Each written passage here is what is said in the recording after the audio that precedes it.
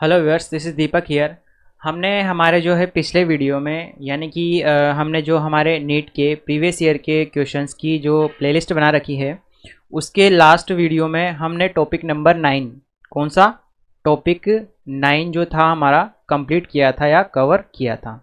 ठीक है, टॉपिक 9 के क्वेश्चंस हम वहाँ पे कर चुके थे। आज से हम ले रहे हैं हमारा टॉपिक नंबर 10। ठीक है, टॉपिक नंबर 10 जो है हमारा 12th स्टैंडर्ड का रहेगा, यानी कि 12th क्लास का रहेगा। ठीक है, 12th क्लास में आप दोनों बोर्ड्स के ले सकते हैं, आप सीबीएसई और आरबीएसई दोनों के लिए ही है, सीबीएसई एंड आरबीएसई। पर चूंकि यहाँ मैं ये क्वेश्चन जो है आपको हिंदी में समझा रहा हूँ, हिंदी में एक्सप्लेन कर रहा हूँ, और बोर्ड पे भी मैंने हिंदी में लिखे हैं, तो आपको ये आरबीएसई वालों के लिए थोड़ा ज़्यादा रहेगा। ठीक है, उनके लिए रहेगा। देखना, टॉपिक नंबर 10 है हमारा electric charge and electric field, यानी कि विद्युत आवेश एवं विद्युत क्षेत्र। ये आपके जो है एनसीईआरटी आरबीएसई का एनसीईआरटी का फर्स्ट चैप्टर है। देखो, इसका क्वेश्चन नंबर है फर्स्ट। क्वेश्चन नंबर फर्स्ट में इसने पूछा है कि क्वेश्चन नंबर फर्स्ट में पूछा है कि कोई इलेक्ट्रॉन विराम अवस्था से, ठीक है, इसको ध्यान रखना थोड़ा सा, विराम अवस्था में यानी कि u बराबर, यानी कि प्रारंभिक वेग क्या होगा उसका 0 होगा, से किसी एक समान तथा ऊपर की ओर, एक समान है, ठीक है, तथा ऊपर की ओर निर्देशित ऊर्ध्वाधर विद्युत क्षेत्र E में दी गई दूरी h में क्या करता है, गिरता है। अब विद्युत क्षेत्र का परिमाण अपरिवर्तित रखते हुए इसकी दिशा क्या कर दी जाती है, उत्क्रमित यानी कि रिवर्स कर दी जाती है। वह किसी प्रोटॉन को विराम अवस्था से इतनी ही ऊर्ध्वाधर दूरी h तक गिरने दिया जाता है। प्रोटॉन के गिरने में लिए गए समय की तुलना में इलेक्ट्रॉन द्वारा गिरने में लिया गया समय होगा।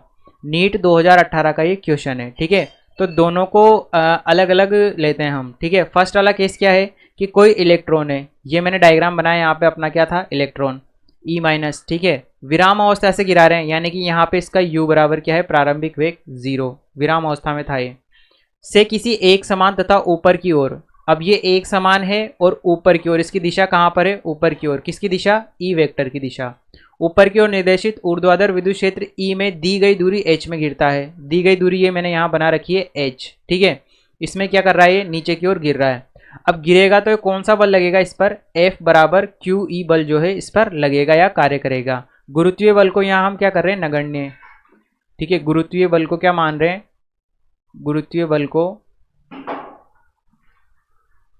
नगण्य मान रहे हैं। ठीक है, नगण्य मानकर, वैसे उसने यहाँ मेंशन किया नहीं है, लेकिन ये काफ़ी तुलना में काफ़ी ज़्यादा होता है आपका गुरुत्वीय बल अपने विद्युत बल से काफ़ी छोटा होता है। ठीक है, इसका एक एनसीईआरटी में एग्जाम्पल भी दिया है उसने कंपैरिजन करवा के कि गुरुत्वीय बल और आपका जो स्थिर विद्युत बल है इसमें कितना फर्क होता है या कितने गुना अधिक होता है।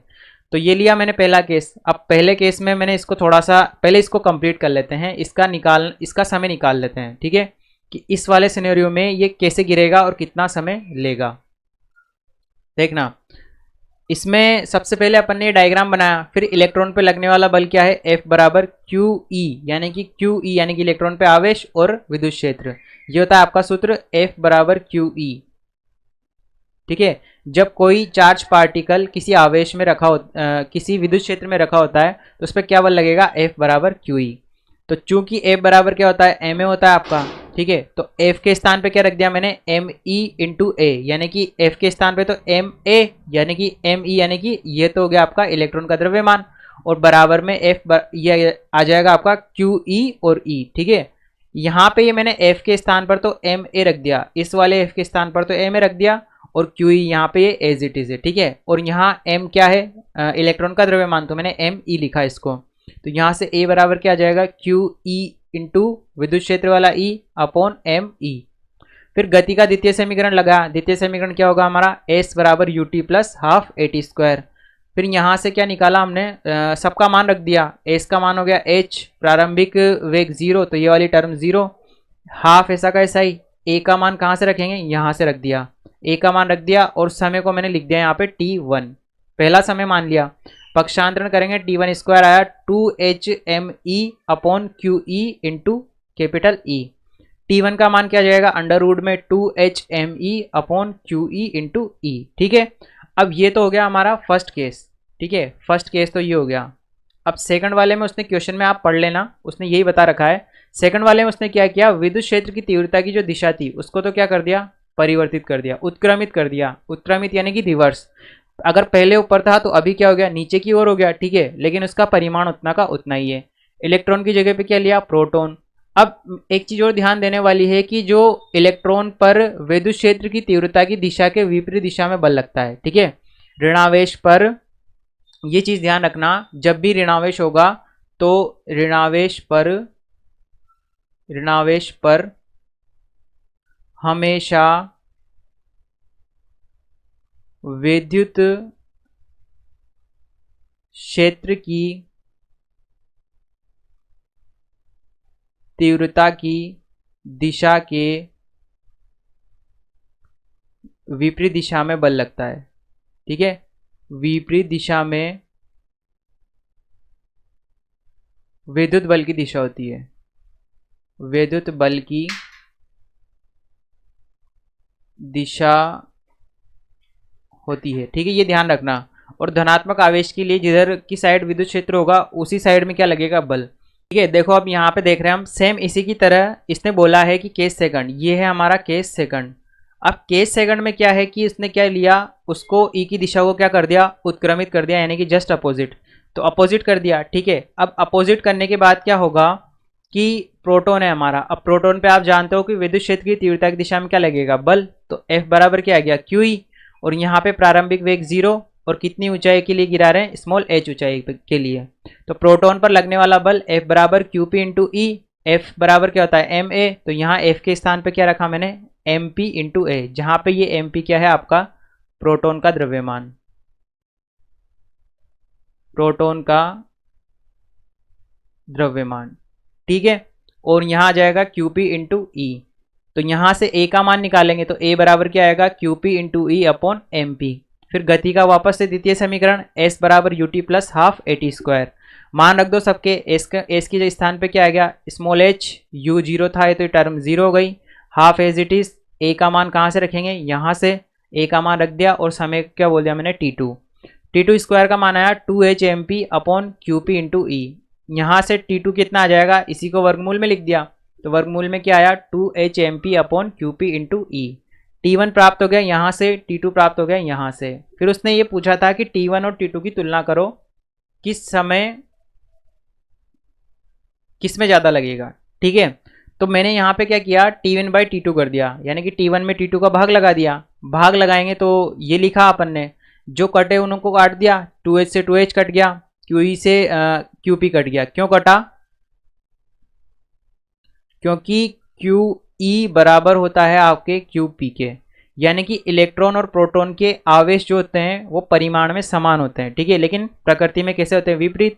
इलेक्ट्रॉन कैसा आवेश होता है, नेगेटिव यानी कि ऋणावेश, और प्रोटॉन कैसा आवेश होता है, धनात्मक यानी कि पॉजिटिव आवेश। लेकिन इनके मान जो होते हैं ना, परिमाण, वो एकदम क्या होते हैं, समान। तो ये दोनों कट जाएंगे अंश और हर में होने के कारण। और आपका जो है इलेक्ट्रॉन का द्रव्यमान और प्रोटॉन के द्रव्यमान दोनों बराबर नहीं होते, ये दोनों अलग अलग होते हैं, तो ये नहीं कटे दोनों। तो यहाँ पे T1 बाई T2 क्या आ गया, ME बटा MP, ठीक है। यहाँ से T1 बराबर क्या आ जाएगा, अंडर रूट में ME बटा MP इंटू T2, ठीक। अब यहाँ पे एक चीज़ देखना, MP जो है आपका बहुत बड़ा होता है, मतलब बहुत तो नहीं होता, मतलब बड़ा तो होता है, ठीक है। MP का मान क्या होता है, ME से बड़ा होता है। अतः इनका अनुपात क्या होगी, एक छोटी संख्या, छोटी संख्या से मतलब एक से छोटी संख्या, इनका अनुपात एक से छोटी संख्या, एक से छोटी संख्या जैसे 0 पॉइंट कुछ कुछ, 0 पॉइंट कुछ भी, ठीक है। और उस 0 पॉइंट कुछ को जब मैं T2 से गुणा करूंगा तो T1 का मान क्या होगा, मेरे T2 की तुलना में कम आएगा, ठीक है। तो यानी कि T1 का मान तो क्या होगा आपका, कम है ना, और T2 का मान क्या होगा, ज़्यादा। यानी कि प्रोटॉन को नीचे आने में क्या लगेगा, ज़्यादा समय लगेगा, और इलेक्ट्रॉन को क्या लगेगा, कम समय लगेगा। इसने यहाँ क्या पूछा है कि प्रोटॉन के गिरने में लिए गए समय की तुलना में इलेक्ट्रॉन द्वारा गिरने में लिया गया समय। तो ये पूछ रहा है कि प्रोटॉन की तुलना में इलेक्ट्रॉन को समय कम लगेगा या ज़्यादा लगेगा, ठीक है। तो T1 किसका समय था, आपका इलेक्ट्रॉन का, तो कैसा कितना समय लगेगा आपको, कम समय लगेगा। ये वाला जो है आपको फिनोमिना ढंग से समझना होगा, इसको थोड़ा सा ऐसे समझो। जैसे मान लो x बराबर 0.5 y। अब ये संख्या क्या है आपकी 1 से कम है, तो मैंने इसको y को 1 से कम संख्या से गुणा करूं और एक बार में y को 2 से गुणा करूं, ठीक है। तो एक बार तो क्या है x बराबर 2y, और इसी को मैं ऐसे लिख सकता हूं x किसके बराबर है y/2 के, ठीक है।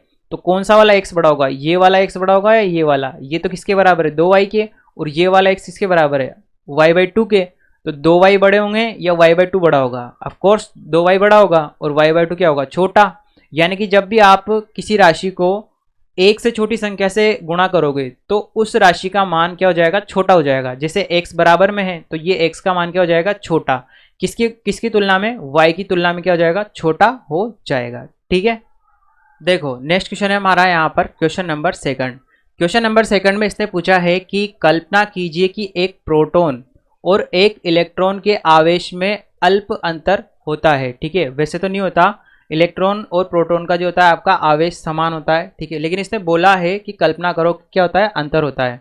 इनमें से एक तो -e है और दूसरा क्या है E+ΔE है, ठीक है। एक के आवेश का मान तो क्या मान लिया उसने -e, और दूसरे का क्या माना E+ΔE है।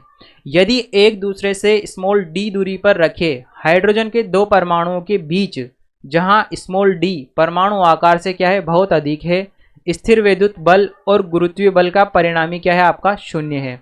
तो डेल्टा ई की कोटि होगी, दिया है हाइड्रोजन का द्रव्यमान mh बराबर 1.67 इंटू 10⁻⁻27 किलोग्राम। नीट 2017 का ये क्वेश्चन है, ठीक है। थोड़ा सा इसको समझने की कोशिश करना। माना प्रोटॉन का आवेश, वैसे हमने माना नहीं है, ये इसने क्वेश्चन में दिया है, ठीक है। तो इसने क्या दिया है कि प्रोटॉन का आवेश तो क्या मान लो -e मान लो, यहाँ पे मान लिया, तथा इलेक्ट्रॉन का आवेश क्या मान लो QE बराबर E+ΔE, ठीक है, ये मैंने मान लिया। फिर इसने क्या कह रहा है ये कि दो हाइड्रोजन परमाणु है, एक तो ये रहा आपका और दूसरा ये रहा, दोनों हाइड्रोजन परमाणु है, कितनी दूरी पर रखे हैं, स्मॉल d दूरी पर है, ठीक है।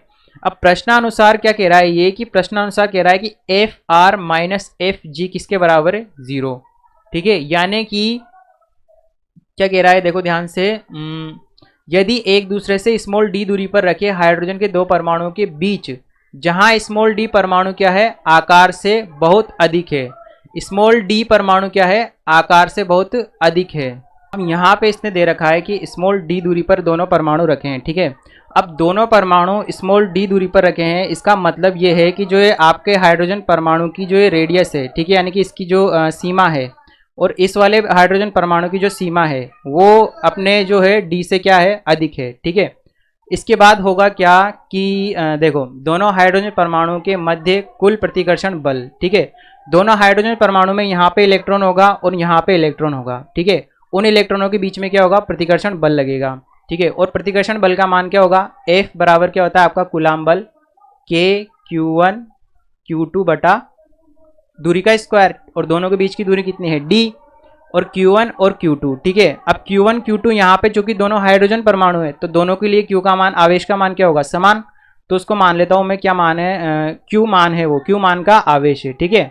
अब एक हाइड्रोजन परमाणु पे आवेश मैंने क्या मान लिया Q, तो क्या आ जाएगा KQ² बटा d², ठीक है। Q1 Q2, Q1 बराबर भी क्या है आपका Q और Q2 बराबर क्या है Q आ गया, ठीक है।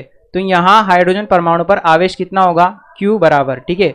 अब एक हाइड्रोजन परमाणु के आवेश की बात कर रहे हैं अपन, ठीक है। तो क्या होगा, एक इलेक्ट्रॉन होगा और एक प्रोटॉन होगा। इलेक्ट्रॉन क्या आ जाएगा -e, और प्रोटॉन पे आवेश कितना है E+ΔE, तो E से E क्या हो गया कैंसिल आउट हो गया, ठीक है। और यहाँ क्या आ गया ΔE, तो Q बराबर क्या है ΔE, ठीक है। क्या आ गया आवेश Q बराबर ΔE, ठीक है। Q बराबर ΔE आने के बाद यहाँ पे मैं FR लिखूंगा, तो FR पे क्या आ जाएगा, यहाँ पे Q का मान रख देंगे। Q का मान क्या आ जाएगा K∆E² बटा d², ठीक है। दोनों हाइड्रोजन एटम्स के मध्य गुरुत्वाकर्षण बल, यानी कि दोनों हाइड्रोजन परमाणु के मध्य अगर मैं गुरुत्वाकर्षण बल निकालूं तो कितना आ जाएगा Fg बराबर gm² बटा d²। कैसे निकाला, F का मान क्या होता है आपका gm1 m2 बटा दूरी का स्क्वायर, ठीक है।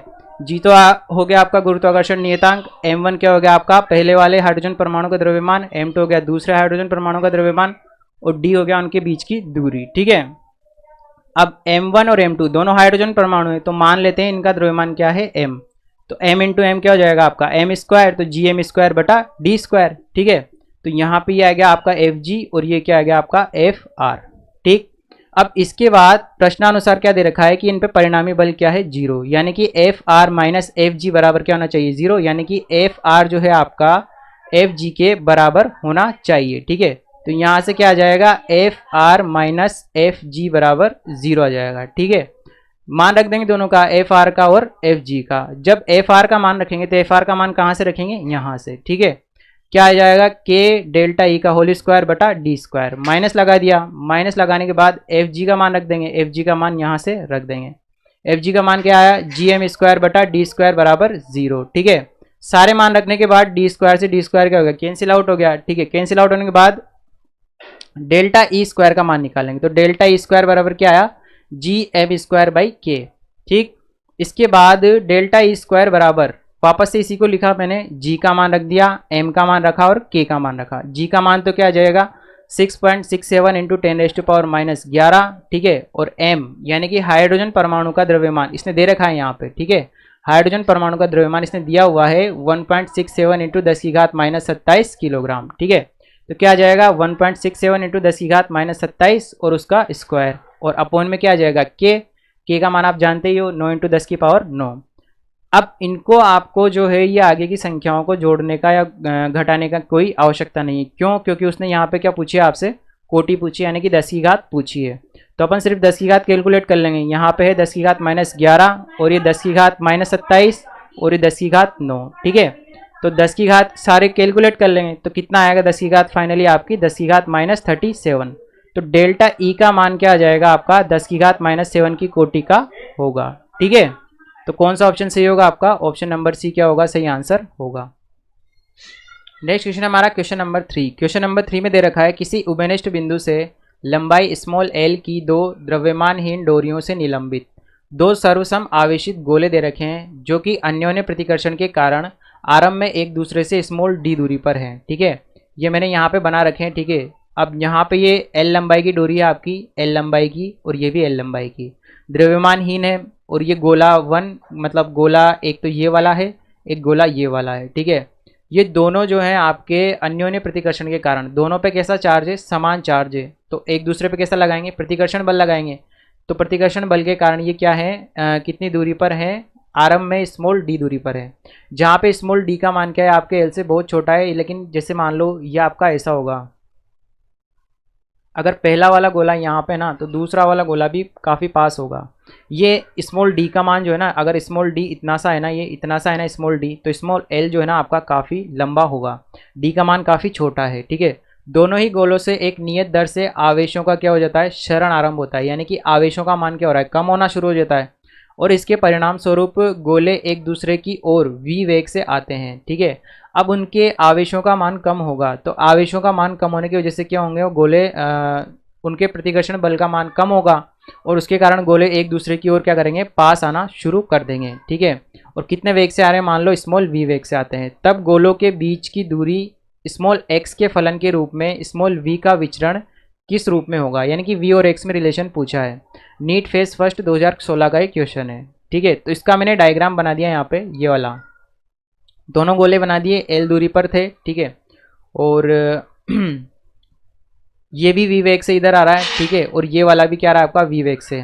माना इनकी डिस्टेंस कितनी है, एक्स, यहाँ पे डिस्टेंस कितनी है, इन्होंने जब आना शुरू कर दिया है तब मैंने डिस्टेंस क्या मानी, यहाँ पे आपकी स्मॉल एक्स है, इस पे आवेश क्यू है, इस पे आवेश क्यू है। जब मैं इस वाले गोले के देखता हूँ, सिर्फ पहले वाले गोले को, तो पहले वाले गोले पर क्या लगेगा, आपके प्रतिकर्षण बल लगेगा, कितना लगेगा, मान लो एफ लगेगा। ठीक है, और नीचे की ओर क्या लगेगा आपका एम जी लग रहा होगा, ये मैंने यहाँ पे क्या दिखा रखा है, एम जी।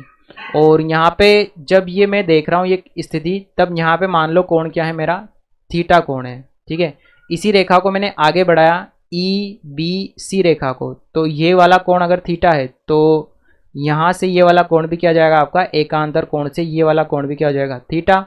ये वाला कोण हो गया 90 और ये त्रिभुज कौन सा हो गया, ए सी और बी। ठीक है, फिर इधर जाओ नीचे, सबसे पहले हम लिख रहे हैं त्रिभुज ए बी सी के लिए। ठीक है, त्रिभुज ए बी सी, डायग्राम में देखना आप त्रिभुज ए बी सी कहाँ पे है, ए बी सी के लिए टेन थीटा लिख रहे हैं। टेन थीटा का मान क्या होता है, लंब बटा आधार, तो लंब तो क्या हो गया आपका ए बी हो गया। ठीक है, और आधार क्या हो गया, ए सी हो गया। ए बी का मान क्या है, किसके बराबर है आपका एफ के बराबर, और ए सी का मान किसके बराबर है एम जी के बराबर। तो एफ बाई एम जी क्या आ गया आपका टेन थीटा, समीकरण नंबर 1। ठीक, अब इसके बाद समीकरण 1 तो प्राप्त हो गई मुझे यहाँ पर। अब क्या होगा, आवेश क्षरण के कारण, यहाँ ऊपर देखना, आवेश क्षरण के कारण दोनों गोले क्या करेंगे, पास आना शुरू कर देंगे। अब यहाँ पे आवेश Q पर लगने वाला बल, आवेश Q पर कौन सा बल लग रहा है, F बराबर के क्यू स्क्वायर बटा एक्स स्क्वायर। ठीक है, अब आवेश जब क्षरण होना शुरू हो चुका है तब मैंने इनके बीच की दूरी को क्या माना है, चर राशि में माना है x के रूप में। तो क्या आ जाएगा के Q square upon x square. ठीक है, x के फलन के रूप में पास आ रहे हैं ना, तो इसलिए x माना। फिर वापस से ट्राइंगल बी डी देखेंगे, तो ट्राइंगल बी डी देखना, बी ऊपर ये ई और ये बीच में डी, तो बी डी में क्या लिखा वापस से टेन थीटा। टेन थीटा क्या होता है आपका लंब बटा आधार, तो लंब तो क्या हो गया बी डी और आधार क्या हो गया आपका डी। तो टेन थीटा बराबर क्या आ जाएगा लंब बी डी का मान रख देंगे x by two under root में आधार। ठीक है, आधार डी। ठीक है, तो आधार डी का मान क्या आ जाएगा L square minus x square by 4। तो ये एक्स बाई टू का होल स्क्वायर किया तो क्या आ जाएगा एक्स स्क्वायर बाई 4 आ जाएगा। ठीक है, तो समीकरण 1 से टेन थीटा का मान रखने पर इस वाली समीकरण में आप क्या करेंगे, समीकरण 1 से जो टेन थीटा का मान था एफ बाई एम जी, उसको मैंने कहाँ रख दिया, यहाँ पर रख दिया। ठीक है, फिर उसके बाद एफ का मान रखने पर एफ का मान कहाँ से रखेंगे, ये रहा के क्यू स्क्वायर बटा एक्स स्क्वायर। ठीक, अब थोड़ा और नीचे आ जाओ। ठीक है, अब यहाँ पे मैंने एफ, ये जो वाला एफ था ना, इसका एफ का मान रखा, तो कौन सी स्टेप मिली मुझे, ये वाली। क्या रखा के क्यू स्क्वायर बटा एक्स स्क्वायर, और नीचे में एम जी पहले से था, राइट हैंड साइड में एक्स बाई टू पहले से है ही सही। ठीक है, और नीचे का ये जो 4 था ये अपॉन में कहाँ चला गया, ऊपर आ गया 2 बन के। ठीक है, उसके बाद देखो यहाँ आ जाएगा के क्यू, ये यहाँ माइनस नहीं है, के क्यू स्क्वायर बटा एम जी बराबर यहाँ पे हो गया आपका एक्स क्यूब, ये यहाँ जो एक्स था ये पक्षांतरण होकर यहाँ पे पहुँच गया। अब अपन को कुछ नहीं देखना, बस परिवर्तन देखना है, तो सारे कांस्टेंट राशियों को हटा देंगे, सिर्फ क्यू और एक्स में रिलेशन देखेंगे। तो क्यू और एक्स में रिलेशन देखेंगे तो यहाँ तो क्या आ रहा है क्यू स्क्वायर, और यहाँ पे क्या आ रहा है एक्स की पावर 3। तो क्या आ जाएगा क्यू स्क्वायर किसके समानुपाती हो गया, एक्स क्यूब के समानुपाती हो गया। और यहाँ पे मैंने इसको कंसिडर क्यों नहीं किया, क्योंकि ये 4l स्क्वायर है और यहाँ पे क्या है एक्स स्क्वायर। अब इसने एक बात बोली थी कि यहाँ पे जो है वो जो उसने जो दोनों आवेशों के गोले लटका रखे थे उनके बीच की दूरी क्या थी, डी थी। ठीक है, और ये दूरी क्या थी, एल। अब यहाँ पे क्या था, डी का मान बहुत कम था, किससे, एल से। डी का मान क्या था, एल से कम था। और यहाँ पे जो मैंने एक्स लिया है ना, ये वो वाली कंडीशन है कि ये और ज़्यादा क्या आ चुके हैं, पास आ चुके हैं। जब ये और ज़्यादा पास आ गए तो यहाँ पे मतलब डी से भी कम है, एक्स का मान जो है, एक्स का मान डी से कम है। ठीक है, और डी का मान एल से बहुत ज़्यादा कम है, तो एक्स का मान एल की तुलना में काफ़ी कम है। ठीक है, तो ये क्या हो जाएगा, लगभग नगण्य हो जाएगा, इसलिए इसको नहीं देख रहे हैं, ऊपर वाले एक्स को देखेंगे। तो क्यू स्क्वायर किसके समानुपाती आ गया, एक्स क्यूब के, फिर इसका वर्गमूल भी तो है ना, तो इसलिए नगण्य मान लिया इसको। तो क्यू स्क्वायर एक्स क्यूब आ गया, तो क्यू किसके समानुपाती हो गया, एक्स की पावर 3/2 के। उसके बाद दोनों पक्षों का क्या किया, अवकलन किया, तो अवकलन करने पे क्या आ जाएगा, D Q by D T समानुपाती। ठीक है, समानुपाती का चिन्ह एक्स की घात आगे आ जाएगी 3/2, और एक्स की घात में से एक घात कम हो जाएगी 3/2 माइनस 1, तो क्या आ जाएगा 1/2। जो कि टी के सापेक्ष अवकलन किया मैंने एक्स का, तो D x by D T भी क्या होगा आपका साथ में आएगा। ठीक है, फिर चूंकि D x by D T किसके समानुपाती, सॉरी समानुपाती नहीं है, बराबर आएगा। D x by D T किसके बराबर होगा आपका, वेग के बराबर। तो D x by D T के स्थान पे क्या रख दूंगा मैं, वेग रख दूंगा, यहाँ वेग रख दिया। तो D Q by D T किसके बराबर आया, 3/2 एक्स की पावर 1/2 इंटू लास्ट में क्या आ जाएगा वी। ठीक है, तो यहाँ से v किसके समानुपाती आया आपका, x की पावर 1/2 के समानुपाती। ठीक है, यहाँ पे ये समानुपाती का चिन्ह चल रहा था आपके, ये समानुपाती का चिन्ह था। सारे कांस्टेंट को मैंने क्या हटा दिया, ठीक है 3/2 को हटा दिया, तो v किसके समानुपाती आया आपका, x की पावर 1/2 के। तो v किसके समानुपाती आया फाइनली आपका, x की पावर -1/2 के।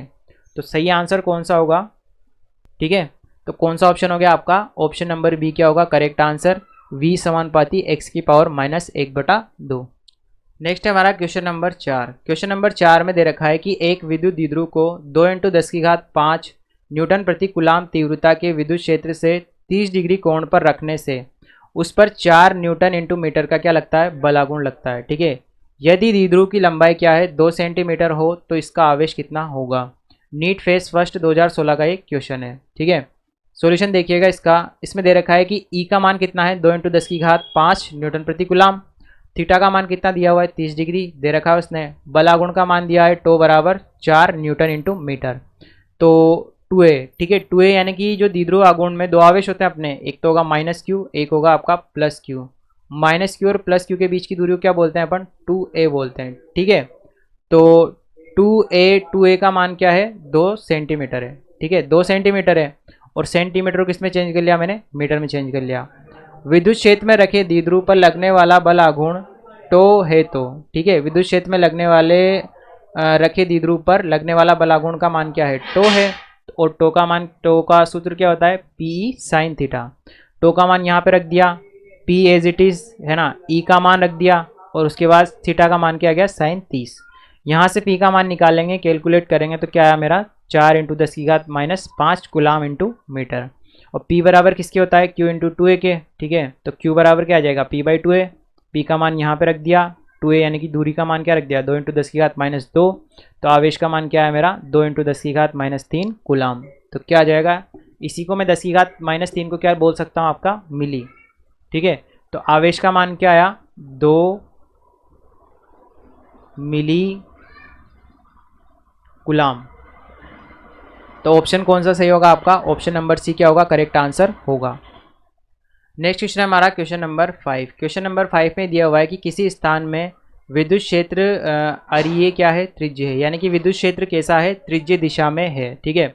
जिसकी दिशा जो है बाहर की ओर है तथा मान क्या है E बराबर AR से क्या किया जाता है निरूपित किया जाता है। एक ऐसे गोले पर जिसकी त्रिज्या स्मॉल a है और जिसका केंद्र इस विद्युत क्षेत्र के क्या है मूल बिंदु पर है, आवेश की मात्रा क्या होगी। CBSE AIPMT जो कि आपका कैंसिल हो गया था शायद, इसने लिखा है यहाँ पे कैंसिल्ड 2015 वाला, ठीक है। क्वेश्चन तो करना ही है आपको। देखो अकॉर्डिंग टू क्वेश्चन क्या दिया हुआ है E बराबर AR, समीकरण नंबर 1, ठीक है। तो यहाँ पे मैंने इसको थोड़ा सा बनाने की कोशिश की है, जिसकी दिशा बाहर की ओर है, ठीक है। और E बराबर AR से निरूपित किया जाता है एक ऐसे गोले पर जिसकी त्रिज्या, ये गोला बनाया मैंने यहाँ पे आपका क्या है गोला, दिखता वृत्त जैसा है पर ये गोला है, ठीक है। एक गोले पर जिसकी त्रिज्या क्या है स्मॉल है, आर बराबर क्या दे रखा है स्मॉल a है और जिसका केंद्र जो है इस विद्युत क्षेत्र के क्या है मूल बिंदु पर, यानी कि यहीं पर आपका क्या है विद्युत क्षेत्र E बराबर AR है, ठीक है। और इसकी दिशा कैसी है त्रिज्या के अनुदिश, यानी कि इस दिशा में है आपका विद्युत क्षेत्र, इस प्रकार से सभी दिशाओं में जा रहा है त्रिज्यीय दिशाओं में, ठीक है। E की दिशा इस प्रकार है आपकी। तो यहाँ गोले की त्रिज्या क्या दे रखी है आर बराबर a, ठीक है। तो आवेश की मात्रा पूछी इसने, ठीक। तो E बराबर क्या होता है KQ/A², समीकरण नंबर, हाँ समीकरण नंबर 1 तो मैंने इसको दे दिया, समीकरण नंबर 2 ये हो गया। 1 और 2 से क्या आ जाएगा E, यहाँ से भी ये आया, ठीक है, और यहाँ से ये आया। ये कैसे लिखा KQ/A², गोले के कारण आपकी जो होता है विद्युत क्षेत्र की तीव्रता या विद्युत क्षेत्र E बराबर KQ/R², R का मान A रख दिया।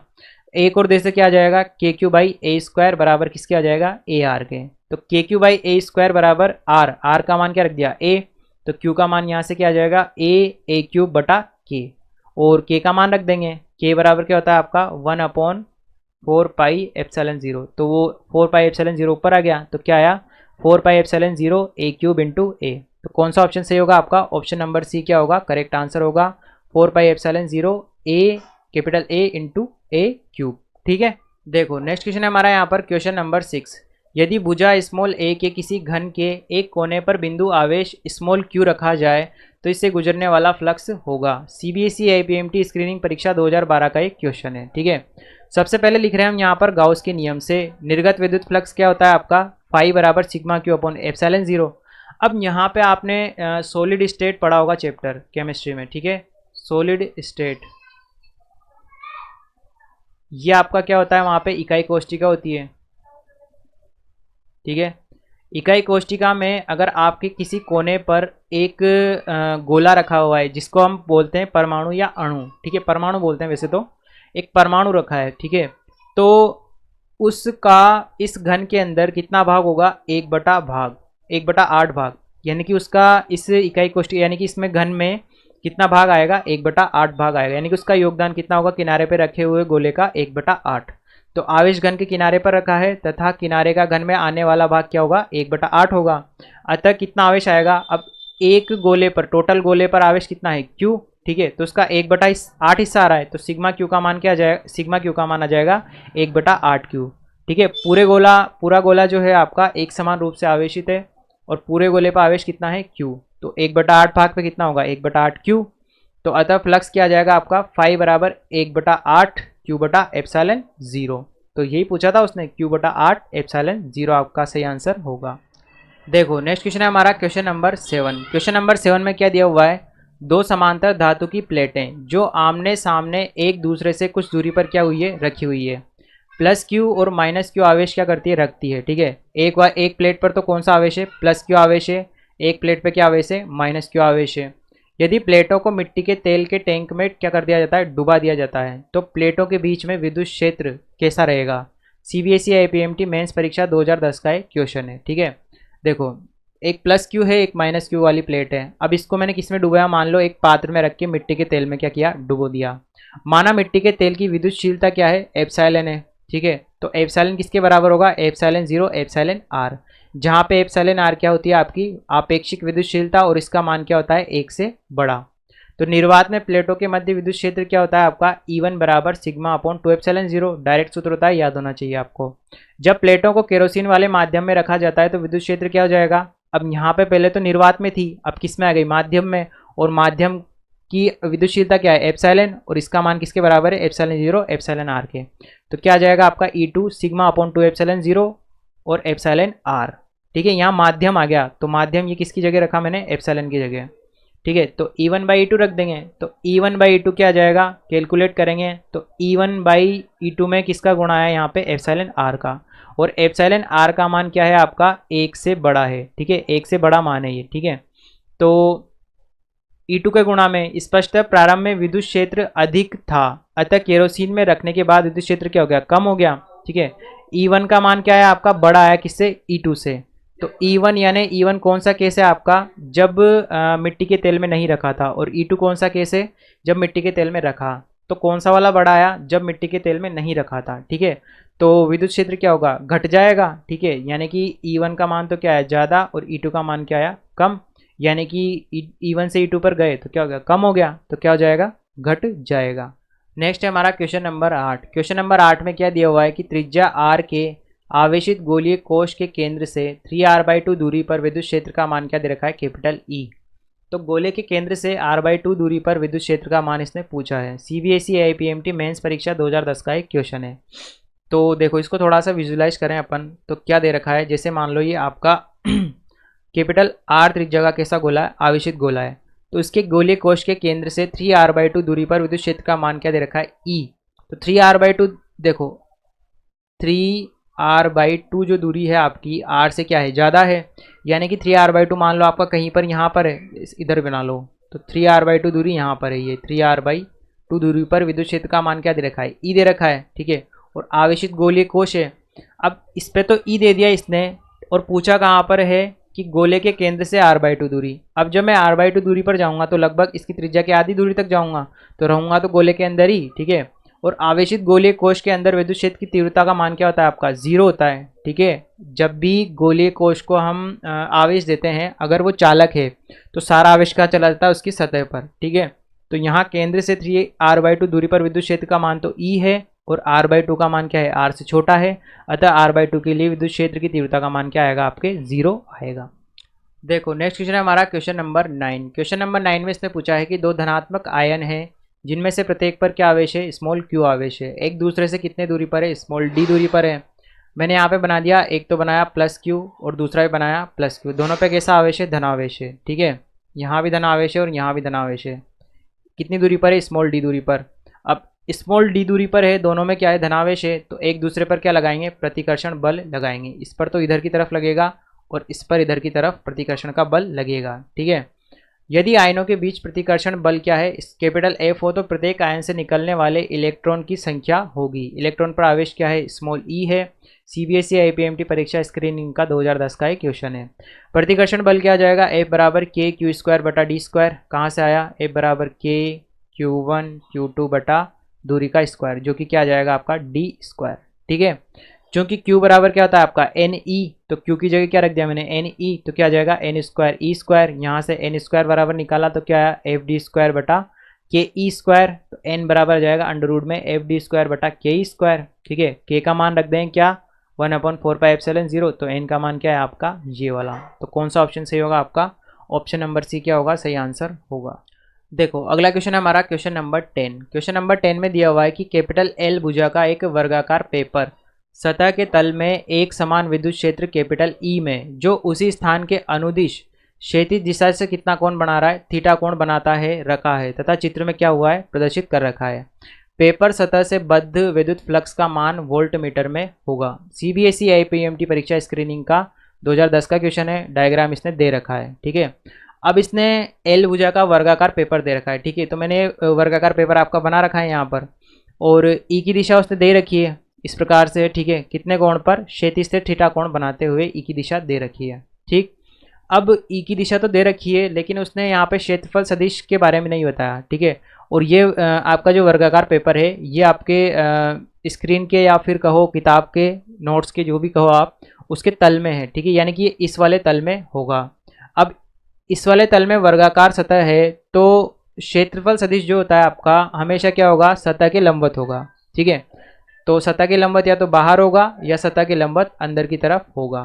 ठीक है, तो इनके बीच में कोण कितना आ जाएगा आपका 90 डिग्री। तो यहाँ क्षेत्रफल सदिश ए वेक्टर तथा विद्युत क्षेत्र के मध्य कोण क्या जाएगा 90 डिग्री। तो फ्लक्स क्या जाएगा आपका फाई बराबर E dot A, E A cos 0, sorry theta है यहाँ पर, ई ए कोस थीटा, तो कितना आ जाएगा ई ए कोस 90, यानी कि इसका मान क्या आएगा आपका 0 फाइनली। ठीक है, तो फाई का मान क्या आएगा आपका, यानी कि इससे निर्गत विद्युत फ्लक्स का मान 0। देखो नेक्स्ट क्वेश्चन हमारा क्वेश्चन नंबर 11। एक पतली विद्युत चालक कैपिटल आर त्रिज्या की रिंग या छल्ले को प्लस क्यू आवेश जो है दिया गया है। ठीक है, रिंग के केंद्र पर कैपिटल ओ पर रिंग के भाग ए के बी के आवेश के कारण विद्युत क्षेत्र का मान क्या है कैपिटल ई है। तो रिंग के शेष भाग ए सी डी बी के आवेश के कारण केंद्र ओ पर विद्युत क्षेत्र का मान होगा। सीबीएसई आईपीएमटी परीक्षा स्क्रीनिंग का 2008 का एक क्वेश्चन है। ठीक है, इसने यहाँ पर रिंग बना रखी थी, थोड़ा सा मैंने इसमें कलाकारी कर दिया, आपके 4 समान रूप से विभाजित कर रखा था। यहाँ पे इसने ए यहाँ पे लिखा था, के यहाँ पर लिख रखा है इसने, और बी यहाँ पर लिख रखा है। ए के बी के कारण ठीक है विद्युत क्षेत्र की तीव्रता का मान क्या दे रखा है कैपिटल ई। अब रिंग पर कैसा आवेश है, प्लस क्यू आवेश है, धनात्मक आवेश है। तो धनात्मक आवेश के कारण इस वाले ए के बी हिस्से के कारण विद्युत क्षेत्र की तीव्रता की दिशा क्या आएगी आपकी, ये वाली दिशा आएगी, और इसका मान क्या दे रखा है उसने कैपिटल ई के बराबर दे रखा है। ठीक है, तो रिंग पर शेष भाग ए सी डी बी के कारण, यानी कि जो आपका ए सी और डी और बी के कारण आवेश के कारण ओ पर विद्युत क्षेत्र का मान पूछा है, बिंदु ओ पर विद्युत क्षेत्र का मान। तो देखना सबसे पहले देखो ए सी ये वाला जो हिस्सा है ना आपका, ये वाला हिस्सा, ये वाले से कारण विद्युत क्षेत्र की तीव्रता कहाँ आएगी आपकी, इस दिशा में आएगी। कितनी आएगी, वही कैपिटल ई के बराबर, और इसके कारण तो देख ही लिया अपन ने। ठीक है, और इस वाले हिस्से के कारण विद्युत क्षेत्र की तीव्रता की दिशा कहाँ आएगी, इधर की तरफ, और कितनी आएगी, वही ई आएगी आपका। ठीक है, तो ये वाला ई और ये वाला ई तो क्या हो जाएंगे, कैंसिल आउट हो जाएंगे। ठीक है, और उसने पूछा है कि पूरे इसके कारण, यानी कि ए सी डी बी के कारण पूछा है, पूरे हिस्से के कारण ए सी डी बी के कारण उसने यहाँ पर हमसे परिणामी विद्युत क्षेत्र कहाँ पर पूछा है, केंद्र पर पूछा है। ठीक है, तो आपका भाग जो है ना ए सी, उसके कारण ये वाला ई आया, और डी बी उसके कारण ये वाला ई आया। ये तो दोनों एक दूसरे को क्या कर देंगे, कैंसिल आउट कर देंगे। फिर उसके बाद बचा कौन सा हिस्सा, सी ई डी, सॉरी ई नहीं है ये तो विद्युत क्षेत्र है। सी और डी हिस्सा जो है ना आपका, इतना हिस्सा, इसके कारण विद्युत क्षेत्र किधर किधर आएगा, ओ से इस दिशा में आएगा, और कितना आएगा ई, और दिशा क्या होगी इसकी, ओके की दिशा में आएगा। तो ऑप्शन बी क्या होगा आपका करेक्ट आंसर, ई ओके की दिशा में। तो पहले एक बार इसको पढ़ लो। यहाँ रिंग चालक है, अतः दिया गया आवेश संपूर्ण रिंग पर एक समान रूप से क्या होगा, वितरित होगा। ए के बी तथा अन्य इसी के जैसे टुकड़ों के कारण भी विद्युत क्षेत्र का मान कैपिटल ई ही प्राप्त होगा, तथा इनकी दिशा धनात्मक आवेश से क्या होगी, दूर की ओर होगी। तो फाइनल आंसर क्या है आपका, ई ओके की दिशा में। देखो नेक्स्ट क्वेश्चन हमारा यहाँ पर क्वेश्चन नंबर 12। क्वेश्चन नंबर 12 में इसने दे रखा है कि 3 बिंदु आवेश हो, प्लस क्यू माइनस 2q और प्लस क्यू को क्रमानुसार बिंदुओं x बराबर 0, y बराबर a, z बराबर 0 तथा x बराबर 0, y बराबर 0, z बराबर 0 और x बराबर a, y बराबर 0 और z बराबर 0 पर क्या करा गया है, रखा गया है। इस आवेश व्यवस्था के लिए विद्युत द्विध्रुव आघूर्ण सदिश के मान और दिशा क्रमानुसार होंगे।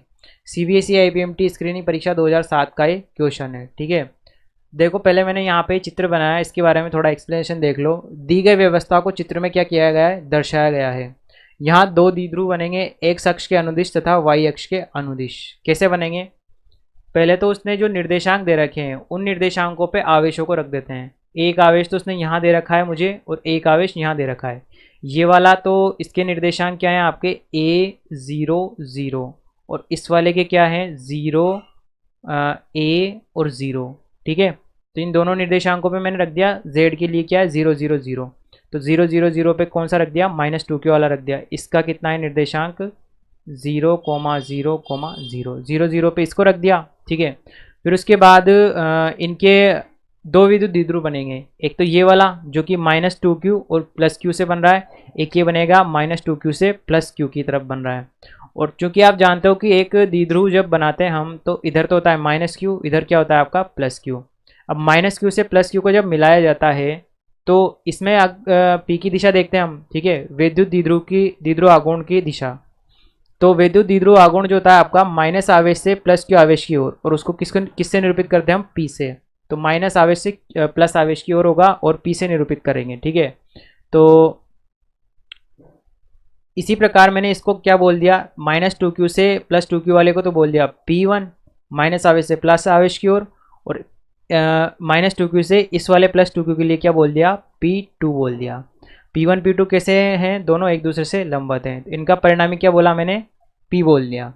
द्विध्रुव के द्विध्रुव आघूर्ण की दिशा माइनस आवेश से प्लस आवेश की ओर होती है, अतः P1 तथा P2 चित्रानुसार होंगे तथा इनका परिणामी P OP के क्या होगा, अनुदिश होगा। ठीक है, OP के अनुदिश होगा और इसकी दिशा किसकी तरफ होगी, बिंदु P की तरफ, जिसके निर्देशांक क्या होंगे A, 0। तो यहाँ पे मैंने ये भी निकाला है, P बराबर क्या होगा, √P1² + P2²। ठीक है, और P का मान क्या होता है, Q × 2a, यानी कि उन दोनों के बीच की दूरी। तो आवेश तो क्या बोला मैंने, Q। ठीक है, आवेश तो क्या बोला, Q, और उनके बीच की दूरी क्या है आपके A। यहाँ पे आपके -2q और +q के बीच की दूरी कितनी है, A। तो क्या जाएगा, Q × a का होल स्क्वायर और वापस Q × a का होल स्क्वायर। तो क्या जाएगा, √2 × QA। तो ये तो आपका क्या है, विद्युत द्विध्रुव आघूर्ण का मान √2 QA। ठीक है, √2 QA, और बिंदुओं x0, y0, z0 और यानी कि ये तो क्या है आपका मूल बिंदु, ये तो है आपका मूल बिंदु, और x a, y a और z0 को मिलाने वाली रेखा के साथ। ठीक है, यानी कि इसके अलोंग होगा ये आपका P का मान। ठीक है, O से P के अलोंग होगा, O से P की दिशा में। तो कौन सा ऑप्शन सही होगा आपका, ऑप्शन नंबर बी क्या होगा, करेक्ट आंसर होगा। देखो नेक्स्ट क्वेश्चन है हमारा क्वेश्चन नंबर 13। क्वेश्चन नंबर 13 में दे रखा है, एक खोखले बेलन के भीतर स्मॉल q कुलाम का क्या है, आवेश स्थित है। यदि चित्रानुसार वक्र तल कैपिटल B से संबद्ध विद्युत फ्लक्स वोल्ट इंटू मीटर मात्रकों में फाई हो तो समतल तल कैपिटल A से संबद्ध फ्लक्स वोल्ट इंटू मीटर मात्रकों में क्या होगा। CBSE IPMT स्क्रीनिंग परीक्षा 2007 का एक क्वेश्चन है। ठीक है, बेलन दे रखा है। ठीक है, ये मैंने वापस से आपका बेलन बना दिया। ठीक, उसके बाद 3 हिस्से बनाए, एक A, एक B और एक C। ठीक है, वक्रतल B से संबद्ध विद्युत फ्लक्स फाई दे रखा है इसने, यानी कि ये जो B वाला हिस्सा है इससे संबंधित फ्लक्स को क्या बोला इसने, फाई। तो माना तलो AB तथा C से निर्गत विद्युत फ्लक्स क्या है, फाई A, फाई B और फाई C है। तो phi A plus phi B plus phi C किसके बराबर होगा, सिग्मा Q अपॉन एप्सिलॉन 0। कहाँ से आया, विद्युत कुल निर्गत फ्लक्स बराबर किसके होता है, सिग्मा Q अपॉन एप्सिलॉन 0 के होता है। According to question phi B का मान क्या दे रखा है, फाई। ठीक है, तथा सिग्मा Q बराबर क्या आ जाएगा, Q। ठीक, तथा चित्र की सममिति से क्या है, फाई A किसके बराबर होगा, फाई C के। तो मान लेते हैं कि फाई A बराबर फाई C है और इसका मान क्या मान लिया मैंने, फाई डैश। तो समीकरण 1 से क्या आ जाएगा, phi dash plus phi dash बराबर Q अपॉन एप्सिलॉन 0। तो क्या आ गया, 2 फाई डैश प्लस फाई बराबर Q अपॉन एप्सिलॉन 0। तो 2 फाई डैश बराबर Q by epsilon 0 minus phi. तो यहाँ से फाई डैश का मान क्या आ जाएगा, 1/2 Q by epsilon 0 minus phi. तो कौन सा ऑप्शन सही है, ए वाला क्या होगा हमारा सही आंसर होगा। देखो नेक्स्ट क्वेश्चन है हमारा question number 14। Capital L metre भुजा का एक वर्गाकार तल कागज पृष्ठ में स्थित है। ठीक है, कागज पृष्ठ में क्रियाकारी एक अचर विद्युत क्षेत्र कैपिटल E वोल्ट प्रति मीटर चित्र में दिखाए अनुसार वर्गीय तल के केवल निचले अर्ध भाग में क्या है, सीमित है।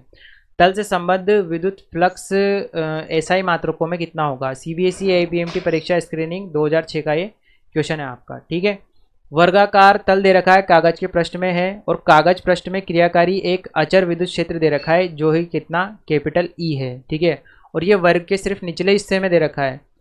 तो और पूछा क्या है, तल से संबद्ध विद्युत फ्लक्स पूछा है। तो फ्लक्स फाई बराबर क्या होता है आपका, E vector dot A vector, और ई डॉट ए क्या होता है, ई ए कोस थीटा, जहाँ पे थीटा क्या होता है, ई और ए के बीच का कोण।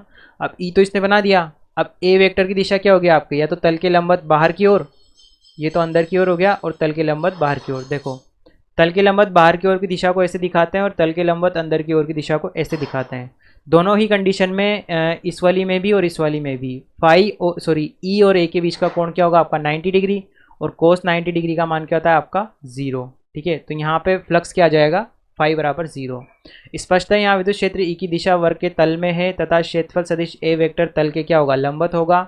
अतः ई वेक्टर तथा ए वेक्टर के मध्य कोण क्या होगा, 90 डिग्री होगा। ठीक है, तो यहाँ से फ्लक्स फाई बराबर क्या आ जाएगा, ई ए कोस 90 बराबर में 0। तो क्या होगा फ्लक्स टोटल, 0। नेक्स्ट क्वेश्चन है हमारा क्वेश्चन नंबर 15। क्वेश्चन नंबर 15 में दिया हुआ है कि एक विद्युत द्विध्रुव का आवेश स्मॉल q है तथा द्विध्रुव आघूर्ण क्या है, p है। ये एक विद्युत क्षेत्र E में E की ही दिशा में क्या हुआ है, रखा हुआ है। इस पर लगने वाला बल तथा स्थितिज ऊर्जा होगी। सीबीएसई एआईपीएमटी परीक्षा 2004 का ये क्वेश्चन है। ठीक है, देखो विद्युत द्विध्रुव दे रखा है, मैंने बना लिया इसको -q और +q। ठीक, और इसमें p की दिशा किधर दे रखी है, इस साइड होगी, दे क्या रखी, इधर ही होगी, माइनस आवेश से प्लस आवेश की ओर। ठीक है, तथा एक विद्युत क्षेत्र E में E की दिशा में ही रखा है। ठीक है, यानी कि ये E की दिशा में रखा है, इससे मतलब है कि जिस तरफ आपके E की दिशा है उसी तरफ आपके विद्युत द्विध्रुव आघूर्ण P की दिशा है, यानी कि E और P की दिशाएं क्या है, समान है। तो यहाँ P तथा E की दिशा समान है तथा दोनों आवेशों पर बल विपरीत दिशाओं में तथा समान परिमाण के होने के कारण निरस्त हो जाएंगे। तो Fr बराबर 0। देखो E की दिशा, अब प्लस आवेश में तो क्या होता है, E की दिशा में बल लगता है तो इधर की तरफ बल लगेगा, और माइनस आवेश में क्या लगेगा, E की दिशा के विपरीत, यानी कि उतना का उतना ही F बल इधर की तरफ लगेगा। तो रिजल्टेंट फोर्स क्या आएगा, Fr बराबर 0। तो विद्युत द्विध्रुव आघूर्ण की स्थितिज ऊर्जा क्या होती है, U बराबर -p vector dot E vector, और U बराबर क्या आ जाएगा, -p e कोस थीटा, जहाँ पे थीटा होता है आपका P और E के बीच का कोण, जो कि क्या होगा आपका 0। तो U बराबर क्या है, -pe, जो कि होती है आपकी न्यूनतम स्थितिज ऊर्जा। तो रिजल्टेंट यानी कि परिणामी बल तो क्या है, 0, और स्थितिज ऊर्जा क्या है मेरी, न्यूनतम। तो ऑप्शन डी क्या हो गया आपका सही आंसर हो गया। देखो नेक्स्ट है हमारा क्वेश्चन नंबर 16 यानी कि 16। एक घन के केंद्र पर स्मॉल q आवेश रखा है, इसके किसी एक फलक से निकलने वाला विद्युत फ्लक्स का मान होगा। सीबीएसई आईपीएमटी परीक्षा 2003 का एक क्वेश्चन है। ठीक है, तो सबसे पहले गाउस का प्रमेय लगाया, कुल निर्गत फ्लक्स फाई बराबर क्या होता है आपका, सिग्मा क्यू अपॉन एप्सिलॉन 0। तो घन के कितने, 6 समान फलक होते हैं। ठीक है, अतः एक फलक से फाई बटा 6 यानी कि कुल फ्लक्स का 1/6 भाग क्या होगा, निकलेगा। देखो जैसे मान लो ये आपका घन है, थोड़ा टेढ़ा हो गया, ये भी टेढ़ा हो गया।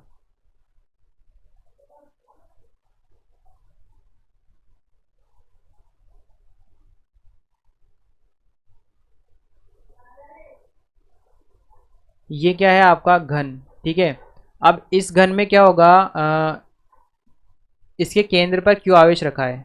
तो क्यू आवेश अगर केंद्र पर रखा है ना, तो इसके सभी फलकों से एक समान रूप से क्या होगा, विद्युत क्षेत्र निकलेगा इस आवेश का। ठीक है, तो एक फलक से कितना निकलेगा, 5/6 फ्लक्स निकलेगा। ठीक है, तो अतः 5 बराबर क्या आएगा, 5/6 एक फलक के लिए। ठीक है, तो 5 बराबर क्या होता है, क्यू बटा एप्सिलॉन 0। तो 5 कितना आ जाएगा, क्यू बटा 6 एप्सिलॉन 0। तो यहाँ से क्या आ जाएगा आपका 4 पाई, और 4 पाई का मैंने ऊपर नीचे गुणा कर दिया। ठीक है, तो ये 4 पाई एप्सिलॉन 0 बन गया, और ऊपर क्या बना 4 क्यू पाई, और यहाँ क्या आ गया 6। थोड़ा सा इसको मैनेज किया, तो कौन सा ऑप्शन सही होगा हमारा, ऑप्शन नंबर सी क्या होगा करेक्ट आंसर होगा। देखो नेक्स्ट क्वेश्चन है हमारा क्वेश्चन नंबर 17। एक इलेक्ट्रॉन हाइड्रोजन परमाणु के चारों ओर स्मॉल r त्रिज्या के वृत्तीय पथ पर क्या करता है, गति करता है। इनके बीच लगने वाला कूलाम बल कैपिटल F होगा, जहां k बराबर 1/4 पाई एप्सिलॉन 0। सीबीएसई आईपीएमटी परीक्षा 2003 का एक क्वेश्चन है। देखो, एक इलेक्ट्रॉन हाइड्रोजन परमाणु के चारों ओर r त्रिज्या के वृत्तीय पृष्ठ पर गति करता है, इनके बीच लगने वाला कूलम्ब बल। ठीक है, माना इलेक्ट्रॉन तथा हाइड्रोजन नाभिक। अब आपका जो ये नाभिक है हाइड्रोजन का, ये न्यूक्लियस, और इसके आसपास क्या चक्कर लगाता है, इलेक्ट्रॉन। ठीक है, तो हाइड्रोजन नाभिक पर आवेश, देखो इलेक्ट्रॉन और नाभिक पर, तो इलेक्ट्रॉन पर तो कितना मान लिया Q1 और नाभिक पर क्या मान लिया Q2, तथा एक दूसरे से कितनी दूरी पर है, स्मॉल r दूरी पर स्थित है। तो कूलाम के नियम से क्या आ जाएगा, F वेक्टर बराबर माइनस के Q1 Q2 बटा आर स्क्वायर, और इसकी दिशा क्या होगी, r कैप के अनुदिश, जहाँ पे Q1 बराबर क्या है, माइनस ई के बराबर, और Q2 बराबर क्या है, प्लस ई के बराबर। नाभिक में क्या होता है आपका प्रोटॉन, और प्रोटॉन पे आवेश क्या होता है, प्लस ई के बराबर। तो एफ वेक्टर क्या आ जाएगा, माइनस के ई स्क्वायर बटा आर स्क्वायर, और दिशा आर केप, तथा आर केप बराबर क्या होता है आपका, R vector upon mod of R vector, या इसी को मैं ऐसे भी लिख सकता हूँ, मोड ऑफ आर वेक्टर को इसने यहाँ पे आर से भी रिप्रेजेंट किया है। ठीक है, तो एफ वेक्टर क्या आ जाएगा, माइनस के ई स्क्वायर बटा आर स्क्वायर, और आर केप की जगह क्या लिख दिया मैंने, आर वेक्टर अपॉन आर। ठीक है, तो नीचे वाला आर तो इससे गुणा होकर क्या हो गया, आर क्यूब, और ऊपर वाला R vector as it is. तो कौन सा ऑप्शन सही होगा आपका, ऑप्शन नंबर डी क्या होगा सही answer, minus K E square बटा आर क्यूब, और इधर साइड में क्या आ जाएगा, आर वेक्टर। ठीक है, अगला क्वेश्चन है हमारा क्वेश्चन नंबर 18। क्वेश्चन नंबर 18 में दे रखा है कि एक कैपिटल क्यू माइक्रो कूलाम का आवेश घन के कहाँ रखा है, केंद्र पर रखा है, किसी एक फलक से निकलने वाला विद्युत फ्लक्स क्या होगा। CBSE AIPMT परीक्षा 2001 का एक क्वेश्चन है। ठीक है, देखो सॉल्यूशन देखना इसका। गाउस के नियम से क्या दे रखा है कि कुल निर्गत विद्युत फ्लक्स फाई किसके बराबर होगा, sigma Q upon epsilon zero के। यदि एक फलक से निर्गत फ्लक्स क्या है आपका, फाई डैश है, तो ये क्वेश्चन पहले भी आ चुका है आपका। तो फाई डैश किसके बराबर होगा, 5/6 के। तो पुनः फाई बराबर किसके, sigma Q upon epsilon zero. ठीक है, तो फाई बराबर क्या आ जाएगा, सिग्मा क्यू का मान कैपिटल क्यू। ठीक है, और फाई डैश का मान क्या है, Q/6 के बराबर। ठीक है, तो इसी प्रकार एक फलक के लिए क्या आ जाएगा, Q/6, तो इसका मान रख देंगे, तो Q/6 बराबर क्या आ जाएगा, Q/6 एप्सिलॉन जीरो इंटू 10⁻⁻6। तो ऑप्शन नंबर ए क्या होगा आपका करेक्ट आंसर होगा। यह है आपका किसी एक फलक से निकलने वाला विद्युत फ्लक्स। देखो नेक्स्ट क्वेश्चन हमारा क्वेश्चन नंबर 19वां। एक द्विध्रुव 10 सेंटीमीटर लंबा तथा आवेश क्या है, 500 माइक्रोकूलाम से बना है। ठीक है, द्विध्रुव दे रखा है और उस पर आवेश दे रखा है। दो आवेश होते हैं, एक होता है माइनस क्यू, एक होता है अपना प्लस क्यू। तो माइनस क्यू तो दे रखा है, दोनों है कितने, 500 माइक्रोकूलाम। माइनस क्यू और प्लस क्यू दोनों कितने हैं, 500 माइक्रोकूलाम। इसके अक्ष पर किसी आवेश से 25 सेंटीमीटर दूरी पर विद्युत क्षेत्र की तीव्रता। CBSE AIPMT परीक्षा 2001 का क्वेश्चन है। विद्युत द्विध्रुव का आवेश कितना दिया हुआ है, Q बराबर 500 माइक्रोकूलाम। माइक्रो है तो कुलाम में चेंज करेंगे, तो 10⁻6 का क्या किया, गुणा। दूरी कितनी है, 2 है दोनों के बीच की, 10 सेंटीमीटर, मीटर में चेंज करेंगे 0.1 मीटर। विद्युत द्विध्रुव के अक्ष पर विद्युत क्षेत्र की तीव्रता, तो अक्ष पर विद्युत द्विध्रुव क्षेत्र अक्ष पर विद्युत क्षेत्र की तीव्रता का सूत्र E बराबर होता है आपका 2kPr upon R square minus A square की पावर 2। ठीक है, तो यहाँ पर P का मान लिखा अपन ने, P बराबर क्या होता है आपका Q इंटू 2a। तो 500 इंटू 10⁻⁻6 तो Q का मान हो गया, और 2a दूरी का मान ये रहा। तो P का मान क्या है finally, 5 into 10⁻⁻5 coulomb into metre. उसके बाद E, तो इस वाले सूत्र में सभी चीज़ों के मान रखें। ठीक है, K का मान रखा, P का रखा, R का रखा, फिर वापस R का रखा, A का रखा। ठीक है, सोल्व आउट किया तो फाइनली क्या मिला मुझे, 6.25 इंटू 10⁻7 न्यूटन प्रति कूलाम। तो कौन सा ऑप्शन सही है आपका, ऑप्शन नंबर ए क्या होगा करेक्ट आंसर, 6.25 इंटू 10⁻7 न्यूटन प्रति कूलाम। देखो नेक्स्ट क्वेश्चन है हमारा यहाँ पर क्वेश्चन नंबर 20 यानी कि 20वां। एक अर्धवृत्तीय चाप जिसकी त्रिज्या क्या दे रखी है, स्मॉल a है। ठीक है, को आवेशित किया गया है। एक अर्धवृत्तीय चाप है जिसको क्या दे रखा है, जिसकी त्रिज्या क्या है, स्मॉल a है, उसको क्या किया गया है, आवेशित किया गया है। रेखीय आवेश घनत्व तो क्या दे रखा है, लेमडा। तो चाप के केंद्र पर विद्युत क्षेत्र की तीव्रता का मान इसने यहाँ पे पूछा है। CBSE AIPMT परीक्षा 2000 का एक क्वेश्चन है। तो यहाँ पे इसने दिशा नहीं पूछी, इसने केवल परिमाण पूछा है। ठीक है, तो ये मैंने आपकी यहाँ पर रिंग बना रखी है, देख लीजिए आप, यहाँ पर रिंग बना रखी है मैंने। तो अर्धवृत्ताकार रिंग है, तो मैंने इसमें क्या किए, A और B पर 2 अल्पांश लिए। ठीक है, और अल्पांश मैंने कुछ इस प्रकार लिए हैं कि दोनों सिमेट्रिकल है। ठीक है, जितना दूरी पर A है उसी दूरी पर यहाँ पर B है। दोनों की लंबाई क्या है, DL और DL। DL अल्पांश के कारण विद्युत क्षेत्र की तीव्रता अल्प है DE, और दूसरे वाले DL के कारण भी क्या है, DE। प्रश्नानुसार चाप का रेखीय आवेश घनत्व क्या दिया हुआ है क्वेश्चन में, लेमडा। तो बिंदु ए तथा बिंदु बी पर दो सममित स्थिति पर समान लंबाई के चाप डीएल लेते हैं, ले लिए। अल्पांशों के कारण विद्युत क्षेत्र क्या आएगा आपका 2d cos थीटा। अब देखो डी डी आ गया, और ये कितने एंगल पे है आपका, ये भी थीटा एंगल पे है, और ये भी कितने एंगल पे, थीटा एंगल पे। तो ये थीटा है तो ये भी क्या होगा थीटा, और ये वाला भी क्या हो जाएगा आपका थीटा। तो यहाँ से क्या आया, घटक कर दिया हमने दोनों डी के, तो इधर आया डी कोस थीटा और डी कोस थीटा, इधर आएगा डी साइन थीटा और डी साइन थीटा। तो इस वाले डी साइन थीटा से ये नीचे वाला डी साइन थीटा तो क्या हो जाएगा आपका कैंसिल आउट हो जाएगा, एक दूसरे को निरस्त कर देंगे, ठीक है। और जो ये दो डी कोस थीटा और डी कोस थीटा है, तो ये दोनों आपस में क्या होंगे, जुड़ जाएंगे। तो कितना आएगा 2de कोस थीटा। ये तो आया आपका अल्पांश के कारण। तो यहाँ मैंने इसको लिखा 2 कोस थीटा और डी का मान रखा है फिर मैंने, ठीक है। डी का मान क्या जाएगा के क्यू बटा आर स्क्वायर। तो के अल्पांश के कारण अल्प आवेश डी क्यू, और बटा दूरी कितनी है त्रिज्या के बराबर, तो ए स्क्वायर। तो अब उसके बाद मैंने यहाँ पे डी क्यू लिखा है, ठीक है। तो डी क्यू बराबर क्या होगा आपका एकांक लंबाई का आवेश इंटू डी एल लंबाई। डी एल लंबाई का चाहिए मुझे, देखो चूंकि एकांक लंबाई का आवेश किसके बराबर है, यह है आपका लेमडा के बराबर। तो डीएल लंबाई का आवेश कितना हो जाएगा, लेमडा इंटू डीएल के बराबर। तो डी क्यू डीएल लंबाई का आवेश क्या बोला मैंने, डी क्यू, तो डी क्यू किसके बराबर आया, लेमडा डीएल के बराबर। तो यहाँ रख दिया मैंने। फिर उसके बाद चाप बराबर क्या होता है आपका कोण इंटू त्रिज्या, ठीक है। तो डीएल के स्थान पे क्या आ जाएगा, देखो चाप, डीएल तो क्या है मेरी चाप, और कोण क्या हो गया मेरा थीटा, और त्रिज्या क्या है मेरी ए, डी थीटा इंटू ए, ठीक है। तो ये अल्प चाप था तो ये कोण भी क्या होगा अल्प, और त्रिज्या ए। तो डीएल के स्थान पे क्या लिख देंगे, डी थीटा इंटू ए, ठीक है। ये आ गया मेरा ए डी थीटा। फिर उसके बाद अतः ओ पर कुल विद्युत क्षेत्र क्या आ जाएगा, इंटीग्रेशन कर देंगे दोनों साइड। तो इंटीग्रेशन डी बराबर, और लिमिट लगा दी 0 से π/2 इंटू डी ई। डी का मान यहाँ से रख देंगे, डी का मान रखा तो क्या है लिमिट 0 से π/2 2 के लेमडा ए बटा ए स्क्वायर और कोस थीटा डी थीटा, ठीक है। अब कोस थीटा के अलावा जो भी है वो सारा क्या है कॉन्स्टेंट है, तो कहाँ आ जाएगा समाकलन के बाहर। कोस थीटा का समाकलन क्या होगा आपका साइन थीटा, और लिमिट क्या है आपकी 0 से π/2, ठीक है। 0 से π/2 लिमिट आ गई। फिर उसके बाद क्या आ जाएगा, साइन थीटा में लिमिट रखेंगे तो पहले क्या रखेंगे अपर लिमिट, फिर जो लोअर लिमिट। तो अपर लिमिट से क्या मिलेगा 1 है ना, माइनस लोअर लिमिट से क्या मिलेगा 0, तो 1 - 0 1, और इधर क्या बचा 2 के लेमडा अपॉन ए, तो 2 लेमडा अपॉन ए, के का मान रख दिया 1/4πε0, थोड़ा सा इसको 2 से काट दिया तो क्या आ जाएगा λ/2πε0 ए। तो कौन सा ऑप्शन सही होगा हमारा, ऑप्शन नंबर ए क्या होगा करेक्ट आंसर होगा। देखो नेक्स्ट क्वेश्चन है हमारा क्वेश्चन नंबर 21। एक दो आवेशों के बीच कैपिटल के विद्युतशीलता वाला माध्यम भर दिया जाए तो इनके बीच लगने वाला अधिकतम बल CBSE APMT 1999 क्वेश्चन है कितना हो जाएगा। तो कूलाम के नियम से दो बिंदु आवेशों के मध्य बल क्या होता है F बराबर K Q1 Q2 बटा आर स्क्वायर। इसी को मैंने थोड़ा और K को मैंने और ओपन करके लिखा तो क्या जाएगा 1/4πε0 Q1 Q2 बटा आर स्क्वायर।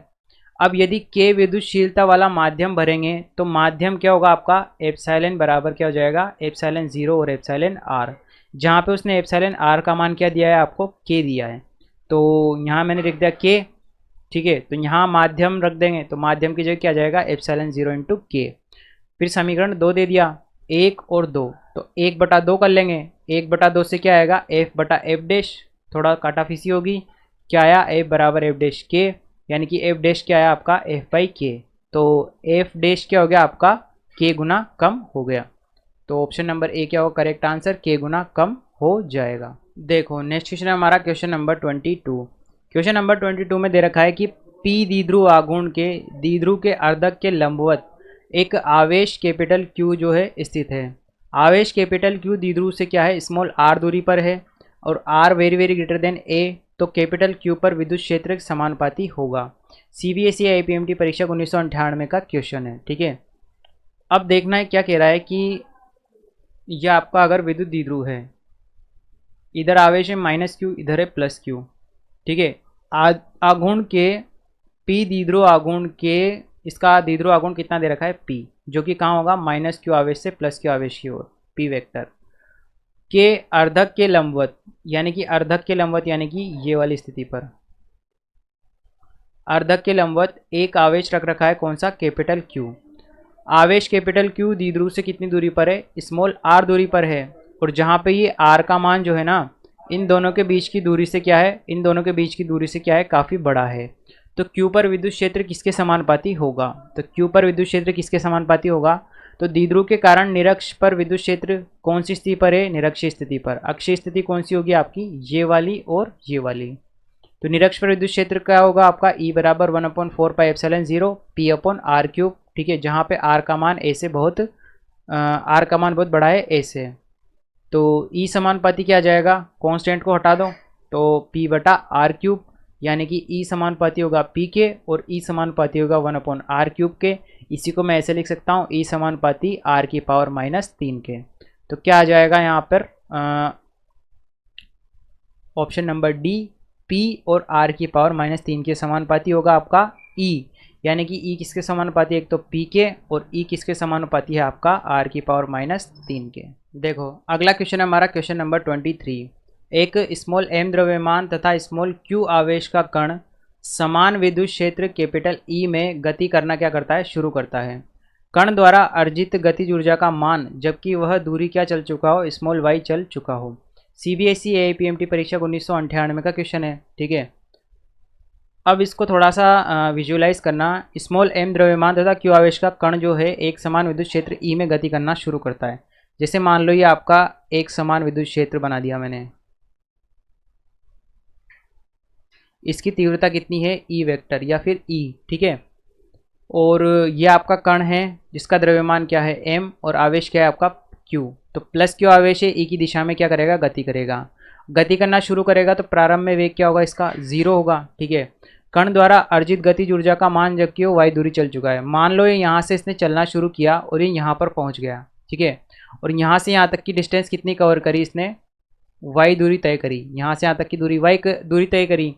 तो y दूरी जब इसने तय कर ली तो इस बिंदु पर, ये वाले बिंदु पर इसका वेग का मान क्या होगा, सॉरी गतिज ऊर्जा का मान पूछा है यहाँ पर, गतिज ऊर्जा काइनेटिक एनर्जी का मान इसने पूछा है। तो आवेशित कण पर लगने वाला विद्युत बल, बल क्या लगेगा, F बराबर QE। तो कण द्वारा अर्जित ऊर्जा किसके बराबर होगी, किए गए कार्य के। और कार्य बराबर क्या था आपका, बल इंटू विस्थापन के, ठीक है। गतिज ऊर्जा, एक ही तो ऊर्जा होगी उसके पास, गतिज ऊर्जा, स्थितिज ऊर्जा तो होगी नहीं, ठीक है। तो किया गया कार्य होगा, और किया गया कार्य किसके बराबर होगा, बल इंटू विस्थापन के। और बल क्या है QE और विस्थापन कितना हो y। तो क्या आ जाएगा आपके गतिज ऊर्जा QE इंटू y। यही उसकी क्या होगी कुल ऊर्जा, और यही क्या होगी उसकी गतिज ऊर्जा, ठीक है। तो सही आंसर क्या होगा, option number C correct answer होगा QEY। नेक्स्ट क्वेश्चन है हमारा क्वेश्चन नंबर 24। एक खोखले चालक गोले जिसकी त्रिज्या क्या है r बराबर 2 मीटर को +10 माइक्रो कूलाम आवेश क्या दिया जाता है, ठीक है। तो उसके केंद्र पर विद्युत क्षेत्र की तीव्रता होगी। CBSE AIPMT परीक्षा 1998 का एक क्वेश्चन है। खोखला है, चालक है, गोला है जिसकी त्रिज्या 2 मीटर है और +10 माइक्रो कूलाम आवेश दे दिया। तो हम जानते हैं कि खोखले चालक गोले को आवेश प्रदान करने पर उसका संपूर्ण आवेश गोले की सतह पर क्या हो जाता है, आ जाता है, तथा गोले के केंद्र पर आवेश का मान क्या होगा आपका, 0 रहेगा। तो केंद्र पर आवेश 0 होने के कारण गॉस के नियम से क्या आएगा, केंद्र पर उत्पन्न विद्युत क्षेत्र की तीव्रता E बराबर 0 कहाँ से आई, फाई बराबर क्या होता है आपका सिग्मा क्यू अपॉन एप्सिलॉन 0, और फाई क्या होता है आपका E vector dot A vector, E1 या फिर डॉट हटा दो तो E1 कोस थीटा बराबर सिग्मा क्यू अपॉन एप्सिलॉन 0। तो यहाँ पे सिग्मा क्यू 0, तो विद्युत क्षेत्र की तीव्रता भी क्या हो जाएगी आपकी 0 हो जाएगी, ठीक है। तो क्या हो जाएगी आपके 0। इस तरह का क्वेश्चन पहले भी देख चुके हैं हम एक। देखो नेक्स्ट क्वेश्चन क्या है हमारा क्वेश्चन नंबर 25। इसमें दिया है कि एक घन दे रखा है जिसकी भुजा क्या है, कैपिटल L भुजा वाले के मध्य बिंदु पर एक आवेश है जो क्या है स्मॉल q रखा गया है। घन से निकलने वाला विद्युत फ्लक्स क्या होगा। CBSE AIPMT परीक्षा 1996 का क्वेश्चन है, ठीक है। तो गाउस के नियम से घन को गाउसीय पृष्ठ मानने पर कुल निर्गत फ्लक्स फाई बराबर सिग्मा क्यू अपन एप्सिलॉन 0 है ना। सिग्मा क्यू का मान क्या दे रखा है, एक ही बिंदु आवेश है तो सिग्मा क्यू क्या हो जाएगा क्यू, तो फाई बराबर क्यू बटा एप्सिलॉन 0। डायरेक्ट क्वेश्चन था, क्यू बटा एप्सिलॉन 0, ऑप्शन नंबर ए क्या होगा करेक्ट आंसर होगा। देखो नेक्स्ट क्वेश्चन है हमारा क्वेश्चन नंबर 26। किसी द्विध्रुव के लिए विद्युत क्षेत्र E तथा दूरी स्मॉल r एक दूसरे से किस प्रकार संबंधित होंगे। सीबीएसई एपीएमटी परीक्षा 1996 यानी कि 1996 का ये क्वेश्चन है।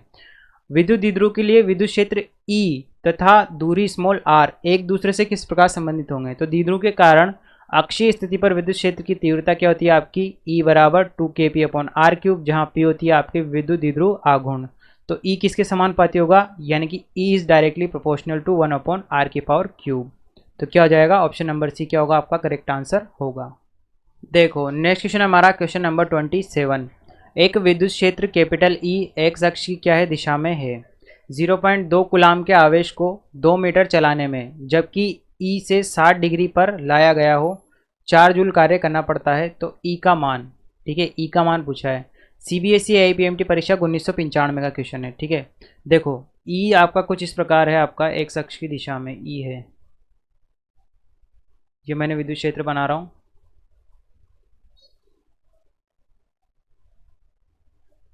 E बना दिया, ठीक है, प्लस एक्स अक्ष की दिशा में है। 0.2 कूलाम के आवेश को 2 मीटर चला रहे हैं अपन, ठीक है, जबकि E से 60 डिग्री पर लाया गया हो। जैसे ये आपका आवेश है कितना, 0.2 कूलाम का, Q बराबर, और E से कितने डिग्री पर चला रहा हूँ मैं इसको, 60 डिग्री पे चला रहा हूँ, ठीक है, को 2 मीटर चलाने में कितना चलाया मैंने इसको, 2 मीटर चलाया। और यहाँ से मैं कहाँ पे ले आया, इस वाले बिंदु पर ले आया, ठीक है।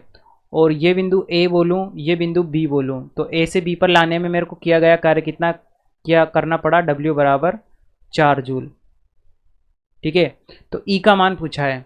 देखो अकॉर्डिंग टू क्वेश्चन आवेश का मान Q बराबर 0.2 कूलाम, विस्थापन कितना किया, 2 मीटर, कार्य कितना किया, 4 जूल।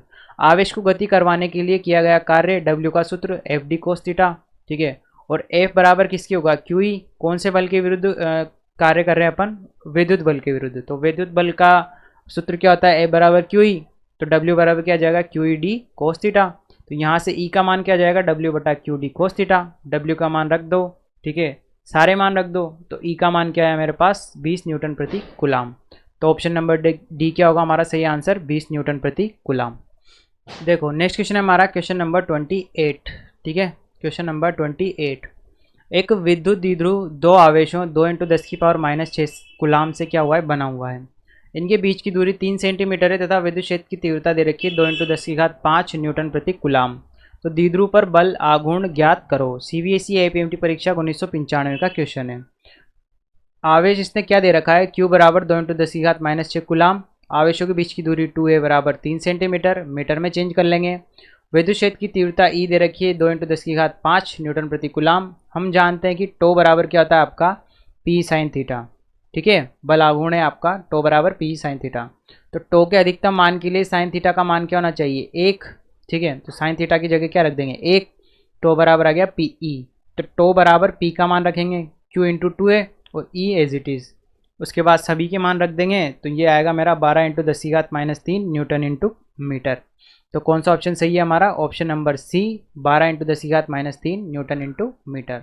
देखो नेक्स्ट क्वेश्चन है हमारा क्वेश्चन नंबर 29। क्वेश्चन नंबर 29 में क्या दिया हुआ है कि एक आवेश स्मॉल q दो आवेशों प्लस q को जोड़ने वाली रेखा के मध्य बिंदु पर रखा गया है। ये तीनों आवेश संतुलन में होंगे यदि q का मान होगा। 3 आवेश दे रखे हैं, प्लस q और प्लस q, इनके बीच में क्या रखा है, एक और q आवेश रखा है।